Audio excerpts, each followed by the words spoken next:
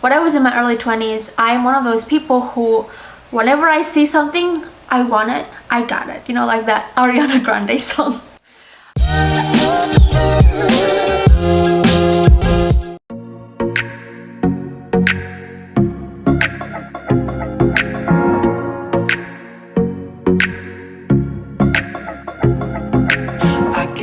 Hi everybody, welcome back to Zevaulia with me, Zeva, and in this video I would like to share with you my tips on how to dress sustainably on your budget, so within your budget. Sometimes it can get a bit daunting, it can get a bit confusing on how to start your sustainability journey, specifically how to dress more sustainably that will be more environmentally friendly and does not disrupt too much towards the environment. And there are actually varying options that you can choose from to make your wardrobe more sustainable, and this is the purpose of this video. So I hope that by watching this you will get a better idea on how to eco-fy your wardrobe and also your accessories collection. So if you want to know what these tips are, stay tuned. The first is take care. So how you take care of your clothes and your accessories will actually determine its longevity. So the better you take care of your clothes and accessories, the longer that it will last. So how you wash, how you iron, how you store your clothes and accessories will really determine how long these items will last. So make sure that the ways that you wash and you iron and you store and you clean your clothes and accessories won't damage easily these items. So it will last longer, and it means that you don't need to frequently purchase and replace these items. Other than that, the way that you wear your clothes and accessories also contributes to how long these items will last. Make sure that when you're wearing your clothes and accessories, you won't get it ripped, get it stained, and get the threads loose, and just make sure that as you go on with your daily activities, you're not being too rough with yourselves. I don't know, it could happen. So that will ensure that these items will last much more longer. Number 2 is rewear. So rewear, just use what you have, use it over and over and over again, and try to diminish the feeling of becoming easily bored with what you have. My foolproof tips for this is to learn to mix and match. And if you're kind of confused how to mix and match your clothes, you can always get inspiration from magazines, from celebrities, from people around you, from the streets. You know, there are many ways that you can actually mix and match what you already have, because if you have a mindset of becoming easily bored with what you have, you're always, you know, excessively purchasing the first thing that you see whenever you go to the mall or to the boutique or wherever. It's not sustainable, and it will actually shape not only your mindset but also your personality as a whole. And it does require practice, but it's actually doable. You know, it's not that complicated to really wind down the amount of things that you purchase. Number 3 is repair. So previously I mentioned how we have to try to ensure that the clothes that we have, the accessories that we have, could stretch as long as it could. But of course there are times when you will notice there will be faulties within your clothing or your accessories, where there's like maybe some holes or some loose threads or some stains. Rather than throwing it away and purchasing another piece, see if you could repair these clothing that you have, these accessories that you have, so that the age of the clothing itself, the accessory itself, could become even more longer and still usable, still wearable. You can patch it up with various fabrics and various decorations and accessories. You can sew it up. Basically, learn basics of stitching. Learn how to DIY. And there are many inspirations out there, especially on YouTube, that you can look for. I think this will really help to elongate the age of the things that you have. Now number 4 has a direct correlation with number 3 about repairing. Number 4 is upcycling. So upcycling basically is renewing, revamping one piece of item into a new piece of item. So it is not only about repairing, it is actually adding extra value or adding new value to the piece of clothing or accessories that you have.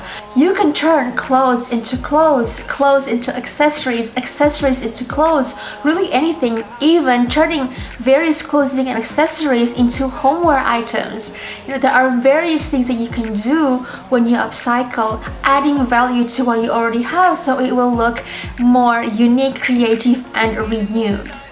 For example, rather than throwing away your old favorite pair of jeans into the garbage bin that will end up in the landfills and you have no idea what's actually going to happen to it in the landfills, whether it will be properly recycled or not, it's better to turn your old favorite pair of jeans into, for example, other things such as a bag, a tote bag, for example. This is actually doable. There are various DIYs that you can look for online to turn your favorite pair of jeans into something else that you can also rewear.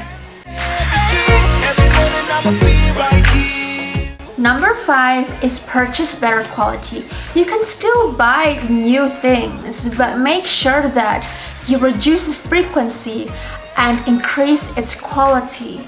So, for example, myself, I'm not gonna be a hypocrite in front of the cameras and tell you guys that, hey, all I do is thrift my clothes, all I do is buy secondhand. No, in reality, I still do buy new things. I purchase new things, but I don't frequently purchase as I did before.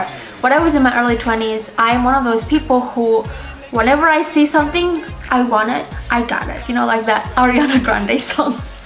But I've changed the way I look at things and I mix and match what I have. So I have things that I thrift, I have also things that I upcycle, and there are things that I purchase new. And for the things that I purchase new, I always try to ensure that I am buying things that are worth it. And when I talk about things that are, great quality, good quality, it doesn't always mean that it has to be something that is expensive, that is high-end, that is high fashion.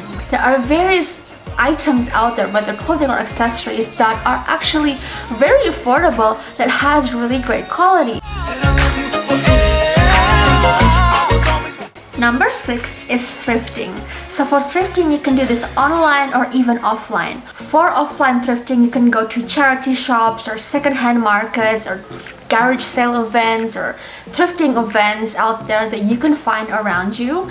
And for online thrifting, you can go to e-marketplaces. You can find them on Facebook, on various apps out there, thrifting apps or pre-loved apps, and also events online.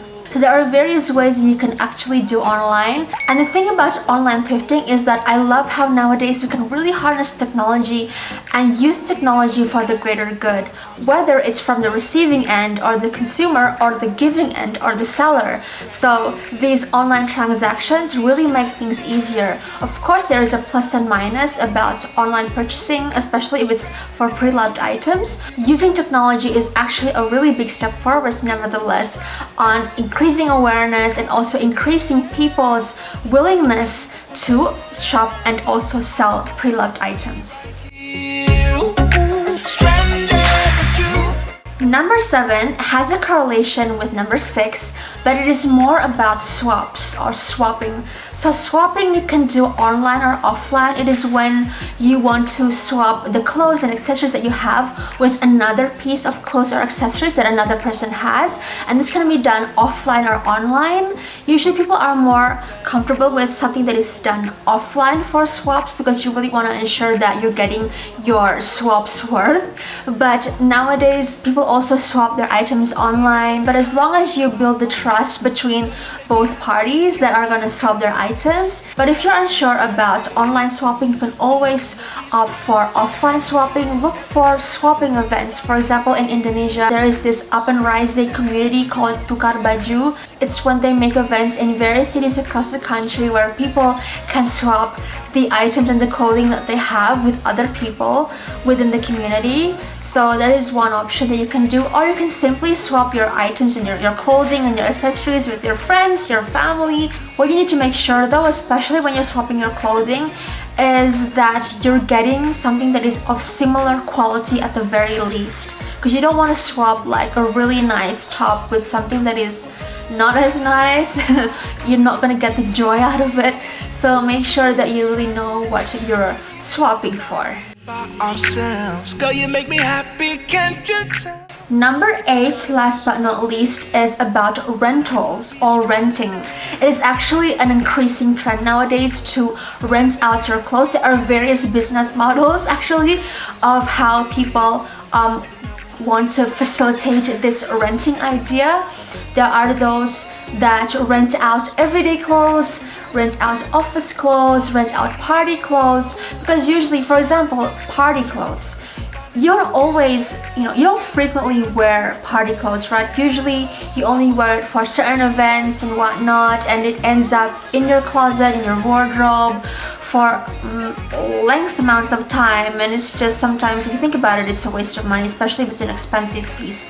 So what a lot of people are doing nowadays is also renting party clothes, cocktail dresses, wedding dresses, or evening gowns, evening outfits that you can use for a few days or one night or so, and then afterwards you give it back to the rental place. So that is also another option that is sustainable, so you don't have to purchase items that you will only wear a few times in your life. Now I'm going to be showing you something about my outfit that I'm wearing currently. So this blazer, I actually got this tailored. It was made for me, made to fit.